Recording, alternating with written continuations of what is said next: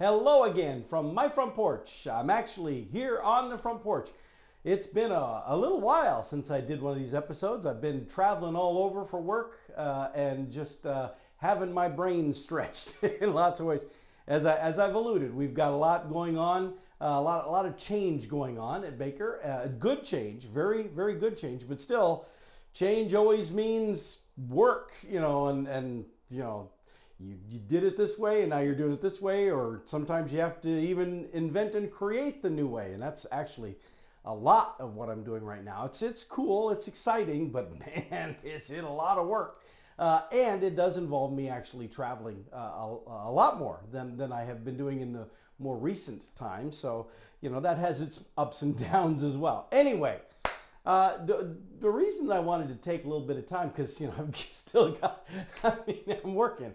But the reason is, as I've often done, sometimes I just do these episodes to get something off my chest, or because there's something that I'm dealing with, or that I'm seeing, and I'm like, you know what, someone just needs to talk about this.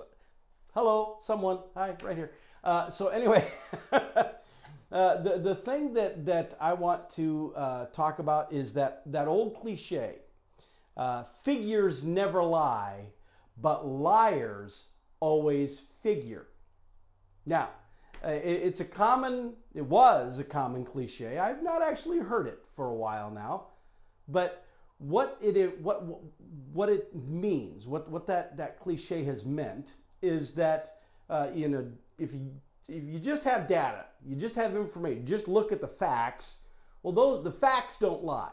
The facts are the facts. It's like 2 plus 2 equals 4. That's fact. That doesn't lie. However, there are always going to be people, the liars, who will take that information that is fact, and they will figure out a way to spin it, to manipulate it, to massage how they present the information in an effort to shape your understanding, in an effort to get you to see with your own eyes the information, but think something different than what the information is actually telling you. Or in some cases, they don't even want you to see the actual information. They want to control being able to simply tell you what to think. Now, I would like to blame my brethren in the journalistic profession. I say brethren because I have a degree in journalism. I worked as a journalist for a while, and today now I shake my head in disappointment at what that profession has become, because the hallmark of American journalistic freedom, the whole First Amendment and all of that, came from the belief that a fully informed citizenry was crucial to the stability and strength of our nation. You'd be really hard pressed to find anybody who would actually, with a straight face, say, oh yeah, I believe today's media is keeping the American public fully informed. Please. I only mention journalists because they really have allowed politicians to get away with doing a lot of this. I see this all the time now, where you see the political commercials of individuals who will increasingly, there's not as many political commercials where the politician is promoting themselves. Usually it's just attacking somebody else. Or lately, it's not even a politician attacking somebody else. It's some political action committee not affiliated with any candidate who is attacking a specific candidate. Well, clearly, by attacking that specific candidate, you're doing it to benefit this other candidate that they're running against you. I mean, you don't have to be stupid to not figure this out. But apparently, a lot of people assume that there are stupid people out there. And sadly, there are way too many people who actually allow that stupid label to be attached to them by being suckered in by this kind of stuff. And so, for example, and I've talked about some of this before, the stuff where you'll see, Senator so-and-so or Representative so-and-so, why they voted against blah, blah, blah, blah to help they voted. And, well, yeah, they did vote against a bill that included that. But in that legislation was also all this other stuff. Here's a really good example. Right now, there was legislation that was proposed that would have sent, was like $20 billion that would have went to help secure the U.S. border. And so then there's all this debate about funding for the border. And so Democrats were very in favor of this legislation, and Republicans, for the most part, all opposed it.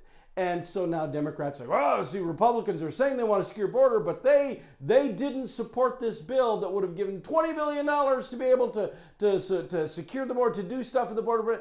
But what's left out of that is that legislation also included $60 billion more dollars for Ukraine, after we've already given them, $180 billion? Do I have that number right? But it's this massive amount of money that has already been spent, either in actual cash or in goods and services, we'll say, that have been funneled over into Ukraine that we don't even know, have an accounting for what it's being used for.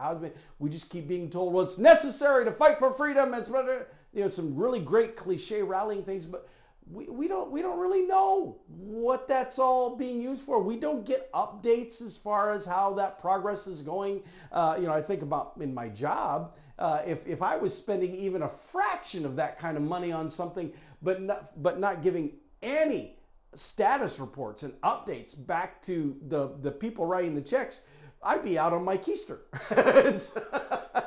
But so we've already funneled all this money over there, and now we have this other piece of legislation that has another $60 billion to go there without any earmarkings, without any strings attached. Go over there. And so, not surprisingly, there were, mostly on the Republican side, there were those who said, whoa, time out. We need to pump the brakes a bit on all this money we're just sending that direction. And so they voted against that piece of legislation. Now you can argue whether that was right or wrong, but their motivation was, take that Ukraine stuff. We're not supporting. It wasn't that they were saying we don't support the U.S. border, which was $20 billion. They're saying we didn't support the $60 billion. Yet conveniently in commercials or in statements given, that other detail about that big $60 billion thing, that's conveniently left out, as they hope we will forget. Well, the fact is, the Republican, whoever is targeted, or Republicans, did they vote against a bill that had $20 billion for U.S. border? Yes. Yes, that's fact. However, when that is the only fact that is cited without the context of everything else, in my opinion, that's a lie. Did they vote against it? Yes. But why they voted against all this other stuff? Let's take it a little farther. Let's look at something else. Let's take it out of politics, because politics hot button. People are like, oh, you're just defending Republicans. No, because that kind of manipulation of the truth, that goes both ways. There have been all kinds of stuff. Just to be fair, I like Chuck Grassley. He's a U.S. Senator from Iowa. He is getting up there in years. But honestly, you see him speaking to journalists. You see him interacting with the crowd. He seems a lot more mentally competent than, well, certainly at least one, maybe both of the leading candidates for president right now. And so if he's still mentally competent and able to do the job, I don't have an issue with his age. If he's able to do the job, that's the criteria.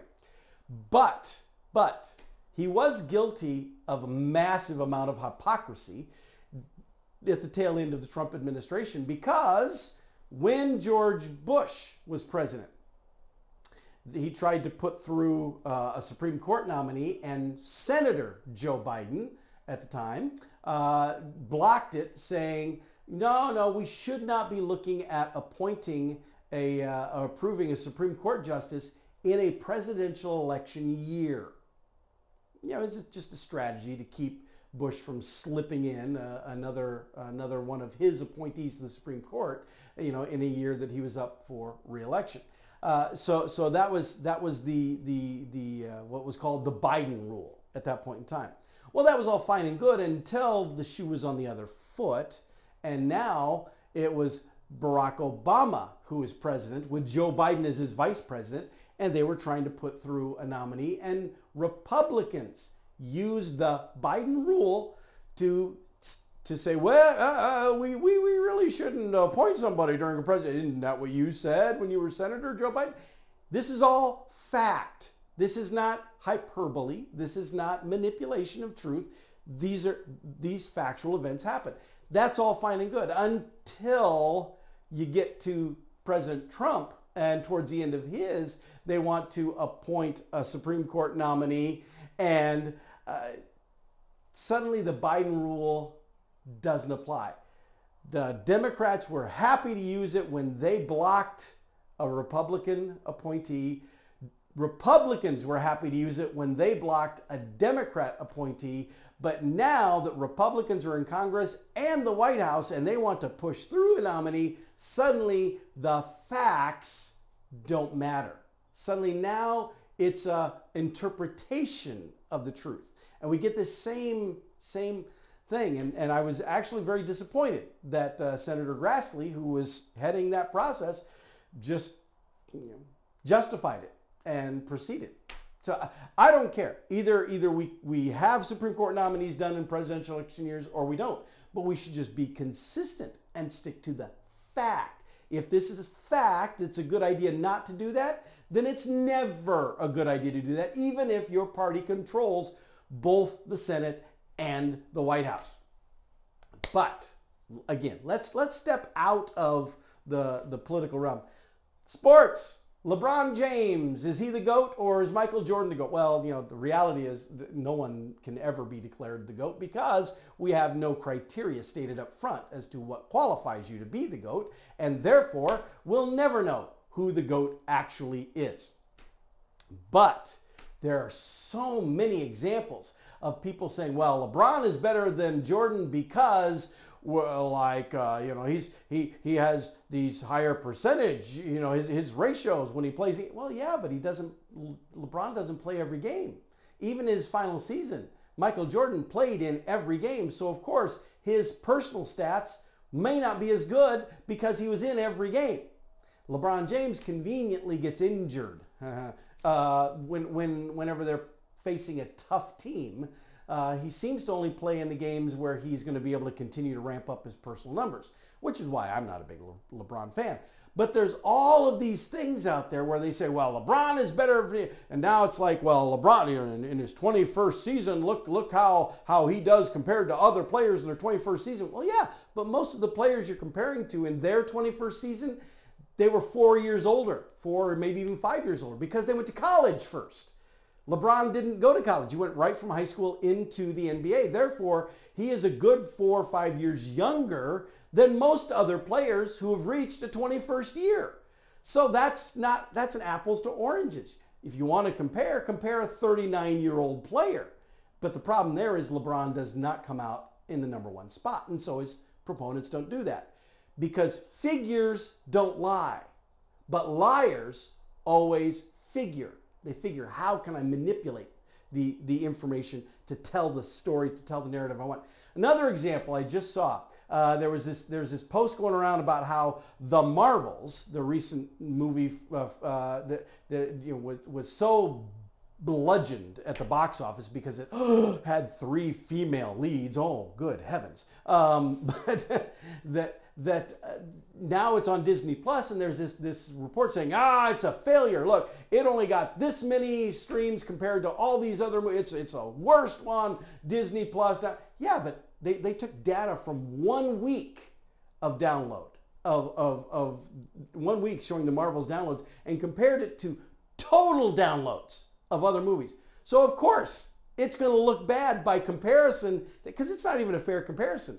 The irony is the 1 week that it's showing to say here's where the data comes from to do the Marvels. It does show that for that week, the Marvels dominated every other streaming service, every show on every streaming service. The Marvels was the clear winner for that week.